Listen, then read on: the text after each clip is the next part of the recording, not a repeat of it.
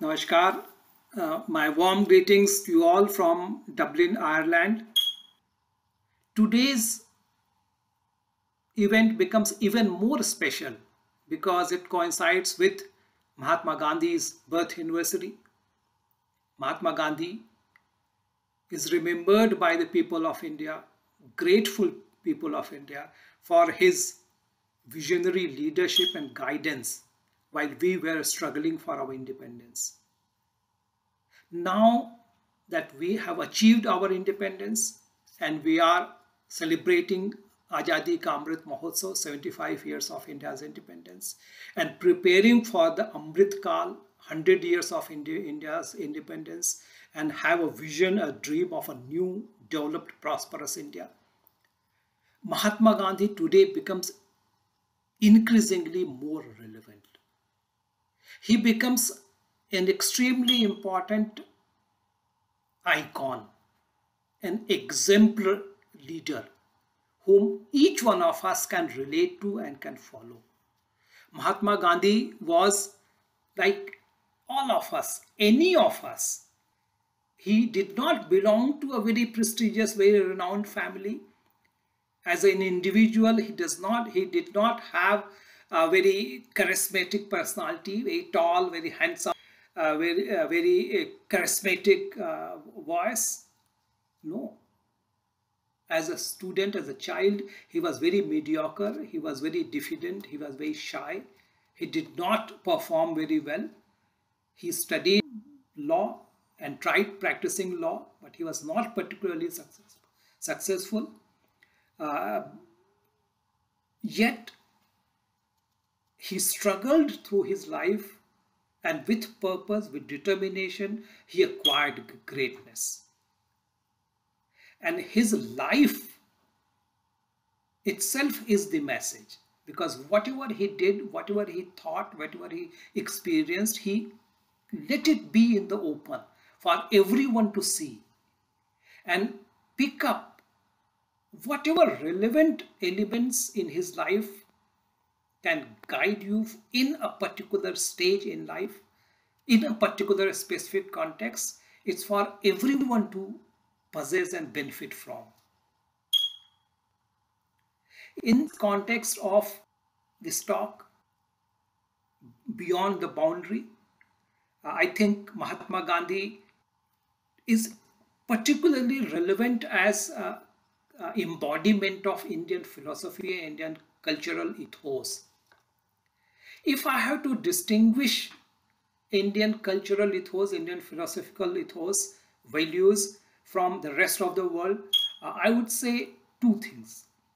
One is that Indian sages always adopted a broader, all-encompassing, all-inclusive vision, not a segmented approach.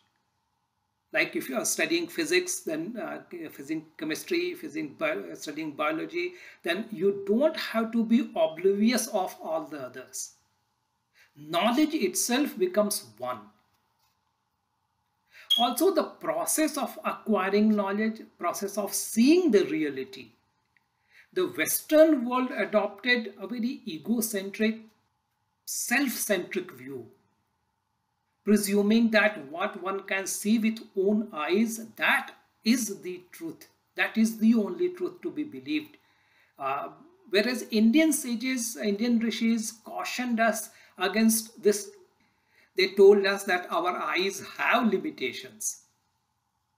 They are inherently extrovert. They only see what is outside. And that deficiency cannot be rectified even by the most powerful telescope or microscope. Also, they cautioned us that don't depend too much on your eyes, because eyes sometimes see which does not exist. Sometimes eyes see a snake when there is nothing but a rope, and you start panicking. So in Indian tradition, primacy has been accorded not to what our eyes see, but What we see when we close our eyes, we meditate, we contemplate, and then what we see, for that has been accorded primacy in Indian line of thinking. If you see with your eyes, no two human beings are identical. What to speak of two human beings? The thumb impressions of no two human beings are identical. No two leaves, no two insects are identical.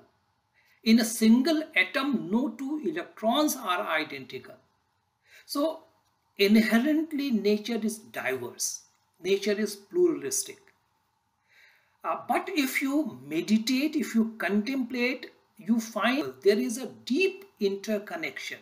There is inherent interconnectedness, inherent interdependence, and everything is connected in a single web.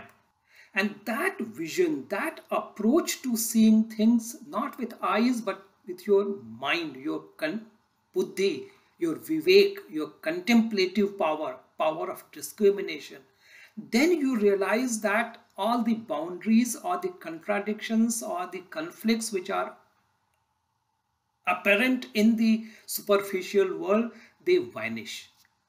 All the boundaries vanish, and only a web-like interconnectedness exists. And that is why in Indian culture you find the notion of Vasudhaiva Kutumbakam. All the human beings all over the world, they are part of one single family.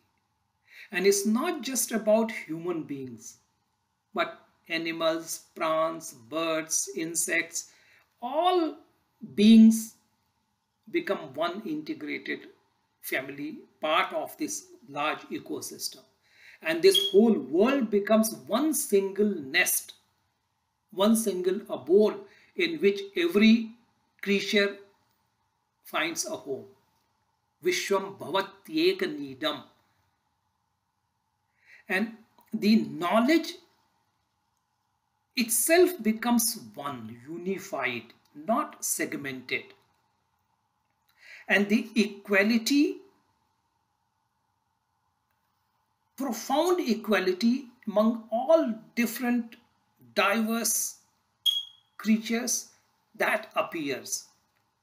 And there is no distinction between two creatures based on physical appearance or color of the skin or gender or religion or caste. And also there is no contradiction between nature and man. It's all one seamless whole existence. So in Indian tradition, you do not find the attitude of human being dominating nature or trying to exploit nature, but working in harmony with nature for survival of all. And that approach, broader vision, seeing beyond the superficial boundaries, is the essence of Indian civilization. And also the service that I am in is also focused on working beyond boundaries. The Indian Foreign Service essentially involves spending most of your time abroad. Every 2-3 years you keep shifting from one country to other country. You serve as representative of India, trying to improve India's relationship, India's partnership, India's cooperation with other countries in political field, in trade and business and economics, in education, in science and technology, in tourism and culture. And that is a great privilege. While it is an honor for any Indian to be part of any civil services, but Indian Foreign Service is uniquely special because even as a very young officer, when you are posted abroad, you represent India, whole of India.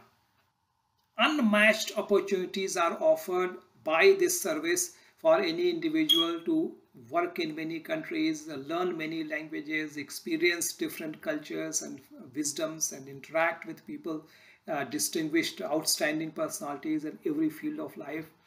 So in terms of exposure, in terms of opportunity, in terms of learning and sharing and enriching yourself and enriching the interlocutors, foreign service is truly unique.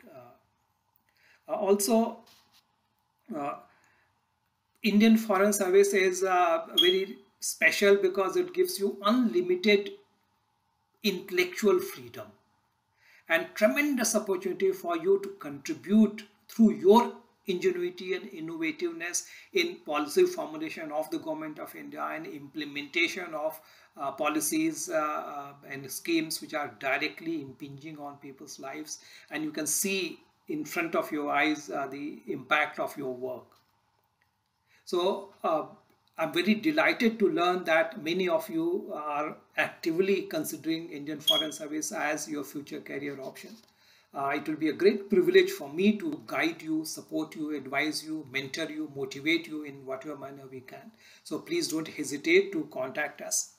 The interface between diplomacy and youth is also becoming very significant. One area naturally is attractiveness of Indian Foreign Service for the youth to join and participate in the diplomatic work as diplomats. But even otherwise, the Indian Foreign Service is becoming increasingly more youth-centric, youth-focused. India is at a very significant cusp in terms of demographic opportunity. In the years to come, India will play an increasingly critical role as the supplier of high quality skilled professional manpower pool. So as ambassador of India in Ireland, it is a very high priority for me to look into opportunities for our youth in education, in research and scholarship, in innovation, in entrepreneurship, in startups, and how we can leverage synergies between India and Ireland to promote mutually beneficial partnerships between our two countries. Every single day I meet a lot of youth students and scholars and researchers and entrepreneurs and innovators, and it's a great joy for us, and I believe that youth will become increasingly more and more priority area for all diplomats. Also, friends, we are very privileged that Honorable Prime Minister Modi personally attaches highest priority to youth empowerment. And you would have seen there are a lot of initiatives taken under his leadership to provide necessary skills to youth, expand the facilities, create more and more educational institutions, vocational facilities, create incentives for startups, for innovation, for entrepreneurship led by youth. Also opening new areas, for example, sports, for example, entertainment, for example, creative sectors, toys and animation, cultural industries. There are a lot of interesting potential areas which are being opened up because of Prime Minister Modi's visionary leadership and initiatives. Friends, before I end, I would like to convey that Foreign Service is a great career option for all of you, and you must consider it seriously. But this is not the only option. Whatever field you choose to go into, you can excel and you can contribute to India's development, India's glory, and also contribute in external relations. So my advice to you is that please do not copy anyone else, because each individual is gifted with very unique talents, very unique assets and aptitude. So one has to choose a career path according to one's inclination, one's natural instincts. Secondly, it is very important for you to feel proud of your self dignity, your self potential, your caliber, your unique talents, and your cultural heritage. Whatever religion you follow, whatever ways of life you adopt to, you must have self-confidence in your identity. And also equally important is that you must respect the identity and uniqueness of every other individual you come across. Third, it is very natural for you at this age to be anxious about your future, but it is important for you to focus more and more on the present. Life is not a straight line trajectory. Life is like climbing of hills. Every step, every next step is important. And as you move up the hill, you see what lies ahead. It's not apparent at the bottom of the hill. So, as a student, focus on your primary duty, which is to study. And study does not mean just mechanical memorization of facts or just learning by rote, but it is inculcation of a habit of inquisitive mind, developing critical thinking, have a questioning mind, and also wherever you see a problem, think of a solution. How can it be solved if you are made in charge of a body to solve this problem? So whatever you see as something negative, something troubling, instead of feeling depressed and feeling negative, you try to think of a solution. And for being a solution provider, for being a path breaker, for being an innovator, there is no age too early. You can start anytime. Once again, my very sincere good wishes and blessings to all of you. I wish you all a great future, great career, and I'm sure with your creativity, your hard work, your diligence, you will make your country proud and you will add to the glory of our great nation. Thank you so much.